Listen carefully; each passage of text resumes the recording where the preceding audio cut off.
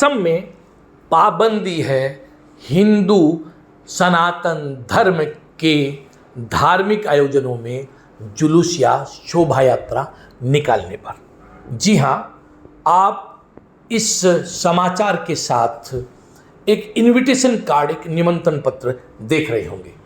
यह निमंत्रण पत्र भारतीय जनता पार्टी की ओर से है, जो भारतीय जनता पार्टी दिल्ली प्रदेश के अध्यक्ष है श्री वीरेंद्र सचदेवा, उन्होंने प्रेषित किया 8 तारीख यानी कि आज भारतीय जनता पार्टी द्वारा भगवान महावीर का जन्मोत्सव मनाया जा रहा है और यह उसी के संदर्भ में जो है निमंत्रण पत्र है जो प्रेषित किया गया है। इसमें अल्पाहार और भोजन की भी व्यवस्था है और धूमधाम से भगवान महावीर का जन्मोत्सव मनाया जाता है।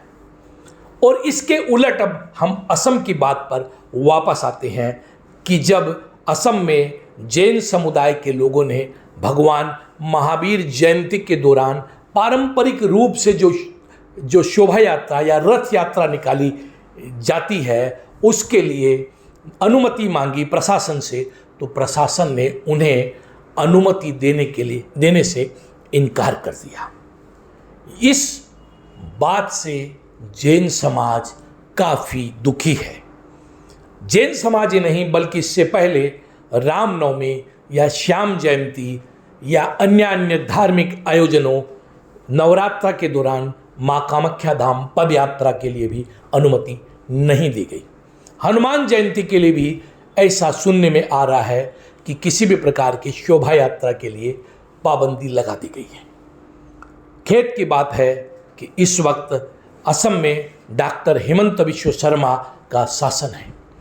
हिमंत बिस्व शर्मा स्वयं को सबसे बड़ा हिंदूवादी नेता मानते हैं, सनातन धर्म की बात करते हैं, सनातन धर्म सभ्यता और संस्कृति की बात करते हैं, हिंदू संस्कृति की बात करते हैं, किंतु हिंदू संस्कृति के कार्यक्रमों में जो हनुमान जयंती हो या महावीर जयंती हो, उसके साथ शोभा यात्रा का जो संबंध है और सीधा संबंध है भगवान महावीर के, हनुमान के, राम के आदर्शों को जन जन तक पहुंचाने, उसको प्रेरित करने के लिए जन जन को, या उनके जय घोष से नाद ब्रह्म के जरिए एक सकारात्मक ऊर्जा का संचार समाज में करने के लिए शोभा यात्राएं की जाती हैं।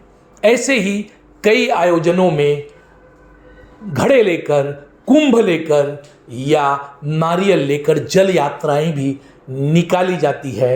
ये जल यात्रा हिंदू धर्म सनातन संस्कृति में जो है ये अभिन्न अंग है उन कार्यक्रमों के।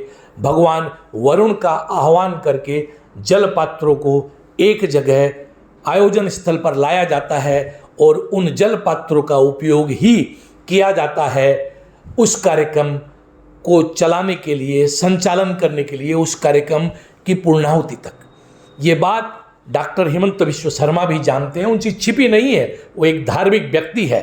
किंतु ये कौन सी सलाह है, किसने उन्हें सलाह दी, जिसकी सलाह पर उन्होंने राजनीतिक रैलियों के साथ साथ, राजनीतिक प्रतिवाद के साथ साथ धार्मिक आयोजनों पर भी पाबंदी लगा दी। ऐसा प्रतीत होता है जैसे हम असम में नहीं बल्कि हम बांग्लादेश में है फिलहाल, या पाकिस्तान में रह रहे हैं, जहां पर धार्मिक यात्राओं को, धार्मिक कार्यक्रमों को कंट्रोल्ड किया जाता है, रेगुलेट किया जाता है, उन पर पाबंदियां लगाई जाती हैं।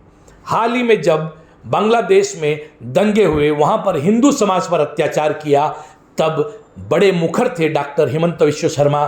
उन्होंने हिंदू समाज के नेताओं, हिंदू समाज के कार्यक्रमों, दुर्गा पूजा आदि पर जो अटैक किया गया, रैलियों पर जो अटैक किया गया, या हिंदू संत को जो गिरफ्तार किया गया, उसके खिलाफ मुखर होकर उन्होंने कहा, अच्छा भी लगा कि हमारे मुख्यमंत्री हिंदू समाज की चिंता और फिक्र करते हैं। किंतु जब उन्हीं मुख्यमंत्री के कार्यकाल में हिंदू समाज के कार्यक्रमों पर प्रतिबंध लगा दिया जाता है, विशेषकर शोभा यात्राओं पर प्रतिबंध लगा दिया जाता है, तो समाज में इसका नकारात्मक संदेश जाता है। मुझे पता नहीं है कि मुख्यमंत्री के साथ रहने वाले लोग उनको इस बात से अपडेट करते हैं कि नहीं कि इस प्रतिबंध से समाज में एक नकारात्मक संदेश जा रहा है जो उनकी छवि के अनुरूप नहीं है, छवि से मेल नहीं खाता है। डॉक्टर हेमंत विश्व शर्मा को इस बारे में सोचने की ज़रूरत है, चिंता करने की ज़रूरत है कि क्या धार्मिक आयोजनों और धार्मिक रैलियों पर पाबंदी लगाने का उनका निर्णय सही है क्या। अगर इसको हम दूसरी नज़र से देखें तो स्वयं प्रधानमंत्री जो है वो भगवान महावीर के जन्मोत्सव के कार्यक्रम में शामिल हो रहे हैं। मोदी होते आए हैं, राष्ट्रपति होती आई है, इसके पूर्व भी राष्ट्रपति और प्रधानमंत्री निरंतर विभिन्न कार्यक्रमों में शामिल होते आए हैं।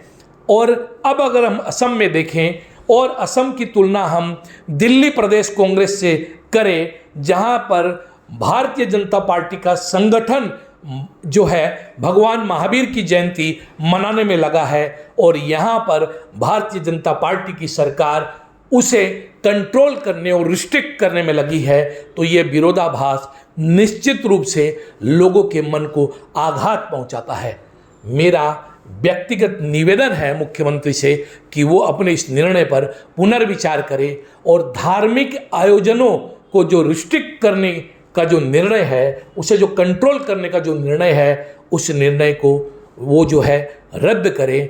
कम से कम हिंदुस्तान में, असम में जो वैष्णव संस्कृति का गढ़ है, शंकर देव और माधव देव की भूमि है, यहाँ पर हिंदू समाज, हिंदू सनातन संस्कृति की बयार हवा बहती रहनी चाहिए, गतिशीलता रहनी चाहिए, बहना चाहिए। सनातन धर्म और सनातन संस्कृति पुष्पित और पल्लवित होनी चाहिए, इसकी सभी शाखाएं, और मुख्यमंत्री को उसमें सहयोग करना चाहिए, उसमें बाधा नहीं बनना चाहिए। आशा है कि मुख्यमंत्री अपने इस निर्णय पर पुनर्विचार करेंगे और इस बात को भी देखेंगे कि इस निर्णय से कितनी नकारात्मकता समाज में बढ़ रही है। नमस्कार, वंदे मातरम, जय आयोग होम। देखते रहिए नॉर्थ ईस्ट तक। अगर आपको ये वीडियो पसंद आया हो तो ज़्यादा से ज़्यादा लोगों के बीच शेयर करें, सब्सक्राइब करना नहीं भूलें। धन्यवाद, नमस्कार, जय श्री राम, जय हनुमान, जय महावीर।